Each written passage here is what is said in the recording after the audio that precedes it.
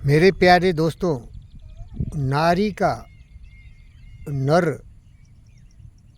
के जीवन में अस्तित्व क्या है, महत्वपूर्ण क्या है, उसकी चर्चा मैं करना चाहता हूँ। प्यारे दोस्तों, हिंदू धर्म में कहा गया है कि ये अर्धांगिनी होती है। आप शिव शंभो महादेव के बारे में भी जानते होंगे कि अर्धनारेश्वर उनको बोला जाता है। वो आधा ही है, पार्वती के बिना उनका अस्तित्व अधूरा है। तो इसीलिए वो घर अत्यधिक सुखी है, संपन्न है, जहाँ की नारी का चरित्र सती सावित्री पार्वती जैसा हो, लक्ष्मी जैसा हो, सरस्वती जैसा हो। वो धन दौलत सबों की धरोहर होती है और उससे भी बड़ी शांति का केंद्र होती है। चाणक्य ने बहुत ही अच्छे ढंग से विवरण किया है नारी के महिमा को, उसके अस्तित्व को। और इसीलिए मैं भी अपने जीवन में देखा हूँ कि जिस घर में एक बहुत ही सुशील नारी हो, ज्ञानवान, विचारवान, बुद्धिमान, सत्य का एहसास उसको हो, तो वो घर में प्रगति का पारावार हो जाता है, कोई सीमा नहीं होता है। असीम सिद्धि रिद्धि शक्तियाँ वहाँ आ जाती है। आपने बहुत घरों में देखा होगा कि वो सोचने वाली औरत, समझदार औरत, सहिष्णुता, कर्मठता सारे की खजाना होती है। जिसने अपने जीवन में क्रोध को सर्वनाश कर दिया गया, जिसने अपने जीवन में सहन शक्ति का एहसास किया हो, जिसकी वाणी अपने नियंत्रण में हो। जबान तो कभी चलाती ही नहीं, कितने भी दुर्व्यवहार हो, दुष्ट का सहन शक्ति इतना है जितना प्रशांत सागर को भी नहीं होता है। वो घर स्वर्ग बन जाता है।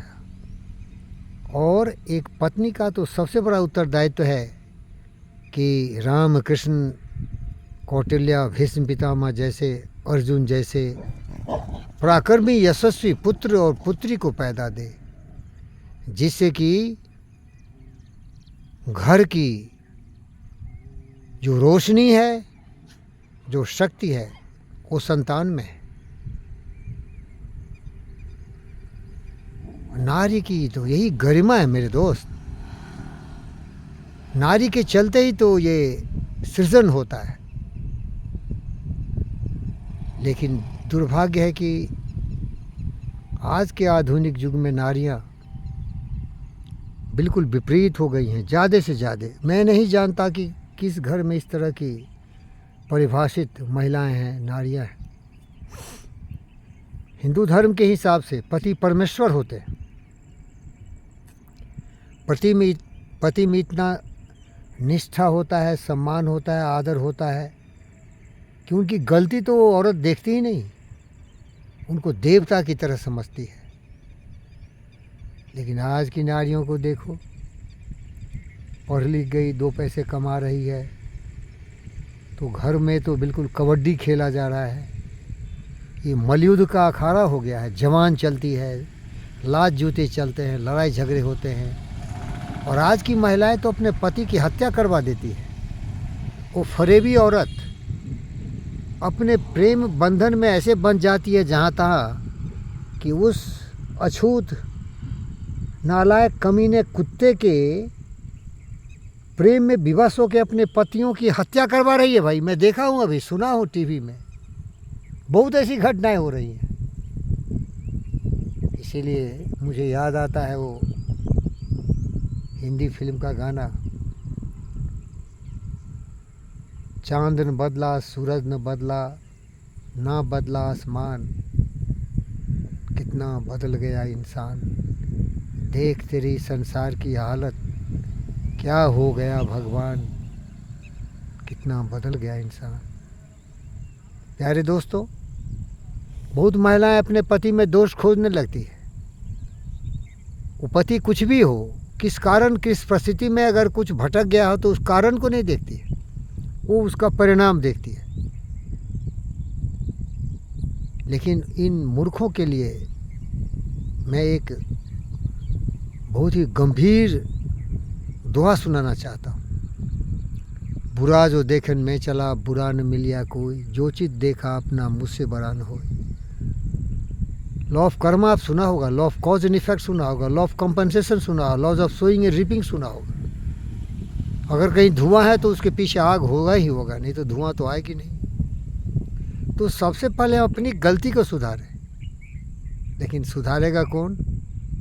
जिसको सुधरने की ज़रूरत है ना, तो समझदार हो, जो जिम्मेदार हो, जो जीवन में शांति के महत्व को समझे। और तुलसीदास जी ने कोई ऐसे नहीं लिख दिया था। उस समय तो उतनी पढ़ी लिखी महिलाएं होती नहीं थी। फिर भी अगर बुद्धि कुबुद्धि हो, बुद्धि में केवल काम क्रोध मद लोभ मोह ईर्ष्या द्वेष भरा हो कूट कूट के नर और नारी में, तो विनाशकारी तो वहाँ होगी ही होगी भाई। हर जमाने में नर नारी हुए। सोक्रेटिस की भी पत्नी दुनिया की सबसे कुटिल औरत थी, जो सोक्रेटिस को दिन रात यातनाएं देती है। और इसीलिए सोक्रेटिस ने कह दिया, अरे दोस्त, ये मेरी पत्नी इतनी दुष्ट है कि मेरी ज़िंदगी में नरक ही नरक बनाती है, लेकिन मुझ में इतनी सहिष्णु शक्ति बढ़ गई है कि मुझे इसने एक बहुत बड़ा दार्शनिक और फिलोसफर बना दिया।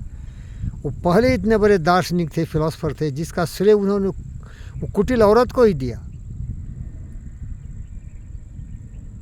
तो इसीलिए काट कूट धरती सहे, काट कूट धरती सहे, खोद खाद धरती सहे, काट कूट बन रहा है। खोद खाद धरती सहे, काट कूट बन रहा है। कुटिल वचन साधु सहे, औरों से सहा न जाए। तो सोक्रेटिस एक महान संत थे, जिनको हेमलॉक पिला के मार दिया गया, क्योंकि वो बहुत सत्य को समझते थे, सत्यवादी थे। धरती में ही वो क्षमता है, कितने भी इसमें पाप करो, गड्ढे करो, खोद खाद करो। खोद खाद धरती से काट कूट बन रहा है। और जंगलों की जितनी भी कटाई करो, उनको कोई फर्क नहीं पड़ता है। तो साधु संत तो ऐसे ही होते हैं, बिल्कुल धरती की तरह होते हैं, सारे दुख को झेल लेते हैं। और वो जंगल भी होता है, कितने भी काट दो फिर भी वो बिल्कुल शांत रहते हैं। तो फिर से सोच लो, सुन लो भाई, खोद खाद धरती सहे, काट कूट बन रहा है। कुटिल वचन साधु सहे, औरों से सहा न जाए। प्यारे दोस्तों, इसीलिए मैं आपको निवेदन करता हूँ, अगर आपकी पत्नी बहुत ही दुष्ट हो, दुराचारी, व्यभिचारी, उल्टा कुल्टी हो, तो उससे दूर चले जाइए। और अगर मैं अपनी बहनों से बोलता हूँ, तुम्हारा पति अगर इस तरह का कुलंगार हो, दुष्ट हो, जिसको तुम पसंद नहीं करती हो, तो उसकी हत्या मत करो, दूर चले जाओ। वहाँ गुरुओं ने कहा है, छारी मन हरि बिमुखन के संग, जाके संग कुबुद्धि उपजत है, परत भजन में भंग, छारी मन हरि बिमुखन के संग। सूरदास की काली कामरी, जरत न दूजो रंग, छारी मन हरि बिमुखन के संग। क्योंकि एक ज्ञानी व्यक्ति मेरी तरह हमेशा अपने सोच को बदलता है। अगर हम समझ रहे हैं कि मेरे सोच थोड़ा गलत हो गए हैं, तो तुरंत मैं शांति की तरफ बढ़ जाता हूँ। क्योंकि मेरे जीवन में अहिंसा, सत्य, आस्था, ब्रह्मचर्य और परिग्रह ये समाया हुआ है। और मेरे जीवन में स्वच्छा, संतोषा, तपसा, स्वाध्याय, ईश्वरा, परिधाना समाया हुआ है। मैं अपने पैर में कुल्हाड़ी नहीं मारूंगा कुपंथ जाके, कुकर्मों करके या कुविचारों को लाके। लेकिन जो मूर्ख है उसको क्या है भाई, उसका तो मस्तिष्क ही बिल्कुल शैतान का खजाना है, वो सच सोच ही नहीं सकता। वो गलत विचारों से इतना सेचुरेटेड हो गया है, इतना परिपूर्ण हो गया है, इतना परिपक्व हो गया है कि कोयला होए न उजरो, साम 100 मन साबुन खाए। तो इसलिए मेरे दोस्तों, हर नर नारी से निवेदन करता हूँ, घर की शांति, जीवन जीने की कला इसी में है कि प्रेम करो, एक दूसरे के साथ सहयोग करो, किसी की बुराई देखने के बेहतर अपनी बुराइयों को धो। और इसीलिए रहीम कहा, निंदक नियरे राखिए आंगन कुटी समाए, बिन पानी साबुन बिना निर्मल करे सुहाए। लेकिन शांति का सौदा करना पड़ेगा। अगर शांति चाहते हो तो थोड़ा बहुत एडजस्ट करना पड़ेगा भाई। और मेरे दोस्त अमिताभ बच्चन ने एक बहुत ही अच्छी लाइन सुनाए, अच्छा ने अच्छा एंड बुरा न बुरा देखा मुझ में, अच्छे ने अच्छा एंड बुरा न बुरा देखा मुझ में, क्योंकि जिसको जितनी ज़रूरत थी उसने पहचाना मुझे। अगर आपकी पहचान, आपकी बुद्धि कुंठित है, आपके ज्ञान की ज्योति टिमटिमा के बुझ गई है, तो अंधकार ही अंधकार दिखेगा ना। प्रकाश तो उसको दिखता है जिसकी आंखें हो ज्ञान की। अज्ञानी क्या दिखेगा? वो तो बिल्कुल जंगली जानवर की तरह होता है। उसके दिमाग नियंत्रण में नहीं है भाई, अनुशासन तो है ही नहीं, भड़क जाता है। उस सांड की तरह जो लाल कपड़े देख के भड़क जाता है और फिर वो विनाश कर देता है। तो जागो मेरे दोस्त।